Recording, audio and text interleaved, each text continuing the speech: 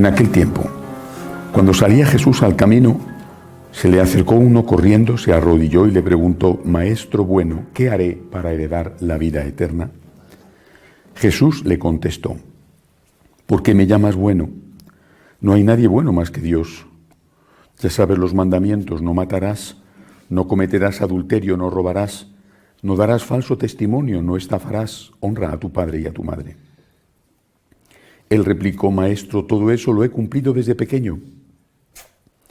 Jesús se le quedó mirando con cariño y le dijo: una cosa te falta, anda, vende lo que tienes, dale el dinero a los pobres, así tendrás un tesoro en el cielo, y luego sígueme.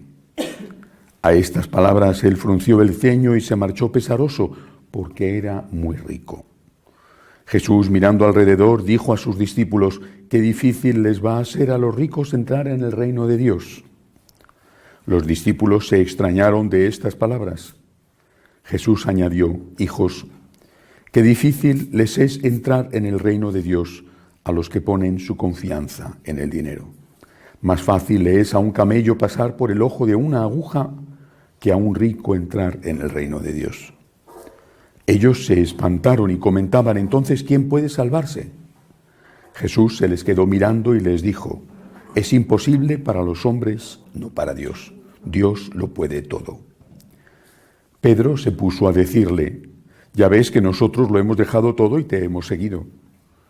Jesús dijo: os aseguro que quien deje casa, o hermanos, o hermanas, o madre, o padre, o hijos, o tierras, por mí y por el Evangelio, recibirá ahora, en este tiempo, 100 veces más, casas y hermanos y hermanas y madres e hijos y tierras, con persecuciones, y en la edad futura, vida eterna. Palabra del Señor. Gloria a ti, Señor Jesús. Este riquísimo Evangelio tiene tanto de lo que meditar.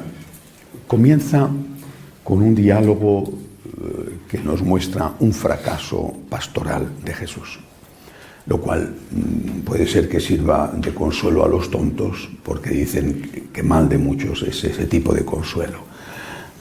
Pero ciertamente es un fracaso pastoral de nuestro maestro. Se encuentra con este joven rico y el joven no le sigue, aunque el Señor le está invitando a ser su discípulo. Quizá hoy tendríamos el nombre de, no digo de un apóstol 13º, pero al menos quizá alguno de los 12 apóstoles se llamaría de otra manera. De hecho, no sabemos ni siquiera el nombre. Ha pasado al Evangelio como el joven rico. Y el problema de este excelente muchacho es que era un egoísta. Desde el principio plantea y muestra su egoísmo. Él no pregunta: maestro, ¿qué tengo que hacer para hacer feliz a Dios? ¿O qué tengo que hacer para hacer feliz al prójimo? Ni le importa a Dios, ni le importa el prójimo. No tiene un interés malo, no tiene un interés como podía haber dicho que tengo que hacer para hacerme rico, o que tengo que hacer para tener el poder. Tiene un interés bueno, pero es un interés. El interés suyo es ir al cielo. ¿Qué tengo que hacer para ganar la vida eterna? Estamos ante alguien además que cree en el cielo. Posiblemente eso significaba que era de la secta de los fariseos. En cualquier caso, él cree en la vida eterna y quiere ir a la vida eterna. Y esto no es un interés malo, pero es un interés. Y cuando ese interés, ese deseo, se encuentra con un precio elevado, ya no merece la pena pagar el precio por ese objetivo.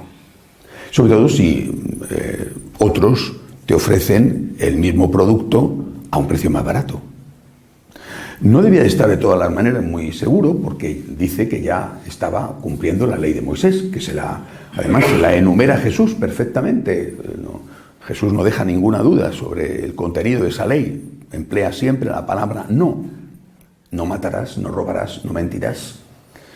Y únicamente emplea la palabra sí cuando habla del padre y de la madre. No dice no harás daño a tus padres, sino honrarás a tu padre y a tu madre. Es decir, solamente menciona el mandamiento en aspecto positivo con respecto a los padres. ahí no hay más que interés. Yo quiero ir al cielo. A mí esta persona, no digo que no me importe, pero, ¿sabes?, me da igual. Lo que me importa es no hacer nada malo. No hacer nada malo porque quiero ir al cielo. Y Jesús le dice, eso no es suficiente. No es suficiente con que no hagas el mal. Tienes que hacer el bien. Es decir, tienes que, por supuesto, querer ir al cielo, que es una cosa estupenda, pero tienes también que querer amar a Dios y que querer amar al prójimo. Si eso no lo haces, bueno, Moisés había prometido que con no hacer el mal ya estaba, y la Iglesia también lo mantiene, ¿verdad? Pero es apuntar al 5 sobre 10. Y cuando uno apunta al 5, generalmente no llega. Si apuntas al 10, es posible que te quedes en un 6 o en un 7. Pero si apuntas al 5, lo más seguro es que te quedes en un 3 o en un 4 y suspendas. Yo creo que este es el primer problema que afronta el Evangelio de hoy. Repito, un fracaso pastoral de Jesús, porque el joven rico se dio la vuelta y no siguió al maestro. Así que la primera meditación es sobre nuestras actitudes. Cuando estamos siguiendo al Señor, ¿qué buscamos? ¿Buscamos algo para nosotros? ¿O lo que buscamos es agradecer por lo que ya hemos recibido? Y son dos planteamientos totalmente distintos. ¿Yo busco algo para mí o yo busco devolver algo? Porque aquel que ya me lo ha dado tiene derecho a que yo se lo devuelva. Esta es la cuestión y esta es la esencia de nuestra vocación y de nuestra espiritualidad. Hacer las cosas por agradecimiento, no hacer las cosas por interés. Es esencial la diferencia. Y esto, y solo esto, es catolicismo. Solo esto es cristianismo. Solo esto, porque lo otro es judaísmo. No es malo, es insuficiente, es interesado, es egoísta. Es judaísmo. Es decir, para mantener las leyes morales judías no había venido Jesús. Jesús vino para enseñarnos la Santísima Trinidad, que es la esencia de nuestro mensaje dogmático. Dios es tres personas, Dios es un solo Dios. Es Padre, es Hijo, Él es Espíritu Santo y el Hijo se entrega por amor y después para enseñarnos las consecuencias éticas de este dogma, de este mensaje dogmático. Tenemos que amar como el Padre, como el Hijo, como el Espíritu se aman, así en la tierra como en el cielo, y tenemos que amar como nosotros hemos sido amados. Amaos unos a otros como yo os he amado. Y esto tenemos que hacerlo por agradecimiento. Esto es el catolicismo. Por eso la Eucaristía es el sacramento central, el sacramento esencial, aunque empezamos lógicamente con el bautismo. La Eucaristía es no solamente el sacramento, sino la vida, la actitud. Yo tengo que ser Eucaristía viva, tengo que ser acción de gracias viva, porque he recibido la sangre derramada, he recibido el amor del Dios uno y trino. Un cristianismo que se plantea desde la perspectiva del interés, aunque sea un interés bueno y legítimo como es la vida eterna, que siempre tenemos que desearla y buscarla, pero aún así es un cristianismo que se plantea desde el interés. Claro que queremos la vida eterna, ¿quién no la quiere? Pero nuestra relación con Dios no está basada en primer lugar en lo que vamos a sacar, sino en agradecer por lo que ya nos han dado. Esto es el corazón del cristianismo. Después pasa Jesús a otra enseñanza, porque habla ya abiertamente del premio y dice, cuando ya está hablando a los discípulos porque el joven rico se ha marchado, dice, los discípulos se extrañaron de estas palabras. Y entonces Jesús dijo, hijos, qué difícil les es entrar en el reino de Dios a los que ponen su confianza en el dinero, a lo cual todavía se sorprende muchísimo más los apóstoles y le dicen incluso, dice, ellos en general, se espantaron y comentaban, entonces nadie puede salvarse, ¿quién va a poder salvarse? Bueno, pues no es que no tengamos que buscar el dinero, Jesús no dice eso, dice quien pone su confianza en el dinero, que es distinto. Poner la confianza en el dinero no significa que no tengamos que buscar, por ejemplo, el legítimo salario de nuestro trabajo. Pues claro que tenemos que buscarlo, tenemos que pagar la comida, la casa, la luz, en fin, tenemos que mantener a nuestros hijos, tenemos que sacar adelante nuestra familia, en fin, tenemos que pagar los impuestos. Bueno, pero una cosa es eso y otra cosa es poner la confianza en el dinero.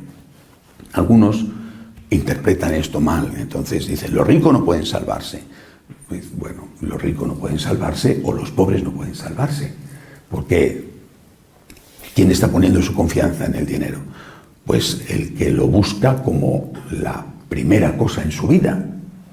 Y a veces te encuentras con que el que no tiene ese dinero es precisamente lo que busca, como la primera cosa en su vida, como lo más importante en su vida, que es tener dinero, porque no lo tiene. Y a veces puede ser que el que lo tiene ya no lo busca tanto, otras veces no es así, ni entre los ricos ni entre los pobres. Muchas veces el que tiene dinero siempre quiere más. Y te encuentras con ese tipo de personas que nunca tienen bastante, porque al final son esclavos de ese dinero como si fueran a vivir eternamente. Aquí, el día que se mueran, serán el más rico del cementerio, pero será unos huesos y polvo, igual que otro que pueda estar enterrado al lado y que nunca ha tenido nada. No poner la confianza en el dinero significa poner la confianza en Dios. ¿En quién tienes puesta tú tu confianza? ¿En el dinero? ¿O en sus similares? Por ejemplo, el poder, el prestigio, la fama, el éxito. ¿Ahí es donde has puesto tú tu confianza? En otra ocasión el Señor dirá, no se puede servir a dos señores. A Dios, dirá, y al dinero. No se puede servir a dos señores. Tienes que servir a Dios. Repito, eso no significa que no puedas tener un nivel de confort, que no puedas tener dinero ahorrado, que no puedas tener el legítimo fruto de tu trabajo. Significa que no puedes poner la confianza en el dinero, que eso no puede ser lo más importante en tu vida, lo primero en tu vida, a lo cual sacrifiques todo lo demás. La familia, por ejemplo, la sacrificas al trabajo. Es que muchas veces no es fácil encontrar un equilibrio. Es verdad, no es fácil encontrar un equilibrio, pero tendrás que buscarlo. Es que llega un momento en que no se busca ese equilibrio, ya se rompe la relación familiar, porque te consagras a lo que de verdad te importa, el éxito profesional o el dinero. Incluso tu propia salud la estás poniendo en riesgo precisamente porque estás detrás de ese éxito o de ese dinero. Insisto, esto es fácil de decir y después en los casos particulares, caso a caso, no es tan fácil discernir qué hay que hacer. Pero al menos tienes que tener las cosas claras en teoría para después intentar aplicarlas en la práctica lo más posible. El dinero, el éxito, el poder no puede ser lo más importante en mi vida. Lo primero en mi vida tiene que ser Dios. Y después de Dios, lo primero en mi vida tiene que ser la familia. Primero Dios y después la familia. Y con este orden, entonces todo está bien colocado. Tendré que trabajar, por supuesto. ¿Por qué? Por Dios y por mi familia.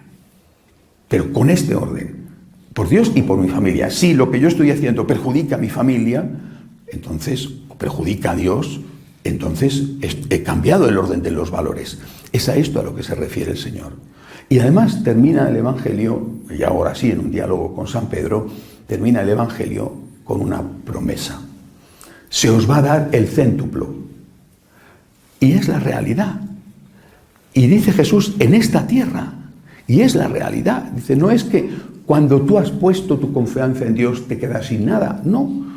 Cuando tú te has abandonado en Dios, aquello que has abandonado por Dios, aquello se te devolverá multiplicado. A mí me gusta mucho un detalle de esta frase cuando habla de los hijos. Dice, los hijos no hay que abandonarlos. Sabemos que San Pedro estaba casado, pero en ningún momento dice que tuviera hijos. Bueno, los hijos no hay que abandonarlos. La Iglesia prohíbe, por ejemplo, a una persona que tiene hijos que todavía dependen de él, prohíbe entrar a hacerse sacerdote o religioso, porque hay un deber primero que es con los hijos. Pero no creo que se refiera a esto el Señor. Se refiere a los hijos que no tienes. Es decir, a los hijos que te gustaría tener o que podrías tener. A mí me gustaría tener mi familia. A mí me gustaría casarme, tener mujer e hijos. O bien, si es una muchacha, marido e hijos. A mí me gustaría. Y es esto que me gustaría que se lo ofrezco al Señor. Y entonces dice el Señor, te daré el centuplo, aquí en la tierra. ¿Cómo? Pero es evidente, ¿cómo? Es decir, tú mira a cualquier sacerdote que sea mínimamente honesto, yo creo que la inmensa mayoría, ¿verdad? Ese sacerdote tiene muchos hijos, no me refiero a hijos físicos. ¿Cuántas personas no solamente le llaman padre, sino que le sienten su padre? ¿Cuántas personas le quieren si es mínimamente honesto? ¿Cuántas personas le quieren? ¿Cuántas personas se apoyan en él? Es su padre de esas personas. Dice, no tienes casa, pero ¿cuántas casas tienes? Porque cuánta gente te dice, mi casa es su casa. Puede usted venir cuando quiera. No sé si después, en el caso de que eso se tuviera que cumplir, muchos de ellos lo aplicarían, ¿verdad? Pero al menos te lo dicen, ¿no? El Señor no te abandona. Si tú confías en Él y te entregas a Él, aún no siendo perfecto, entonces que el Señor cuida de ti, no te abandona.